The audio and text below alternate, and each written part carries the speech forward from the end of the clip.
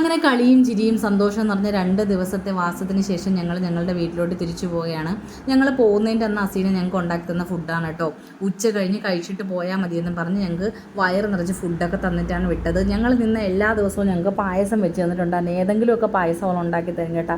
എന്നിട്ട് പോകുന്നതിൻ്റെ അന്ന് നീ പോയിട്ട് ഫുഡൊന്നും ഉണ്ടാക്കണ്ടടി എന്നും പറഞ്ഞ് എനിക്ക് പൊതിച്ചോറ് കെട്ടി തന്നിട്ട് എനിക്ക് എൻ്റെ ജീവിതത്തിൽ ഇത്രയും സ്നേഹമുള്ള ഫ്രണ്ട്സിനെ അപൂർവങ്ങളിൽ അപൂർവമായിട്ടേ കിട്ടിയിട്ടുള്ളൂ ഗൈസ്. അതുകൊണ്ട് തന്നെ എനിക്ക് ശരിക്കും പറഞ്ഞാൽ അവിടെ നിന്ന് പോരാൻ ഒരു മനസ്സും ഉണ്ടായിരുന്നില്ല. പക്ഷെ വന്നല്ലേ പറ്റുള്ളൂ.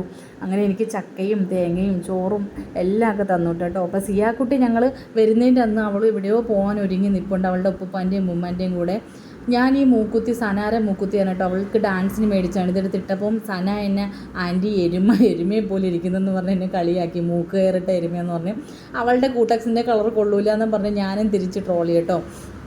അത് കഴിഞ്ഞ് സിയാക്കുട്ടി ഞങ്ങൾക്ക് ടാറ്റയും തന്ന് പോയി. അങ്ങനെ ഞങ്ങൾ റോട്ടിൽ വണ്ടി കയറ്റി വിടാൻ വേണ്ടി അസീനായും സനായും ഞങ്ങളുടെ കൂടെ വന്നിട്ടുണ്ടായിരുന്നു.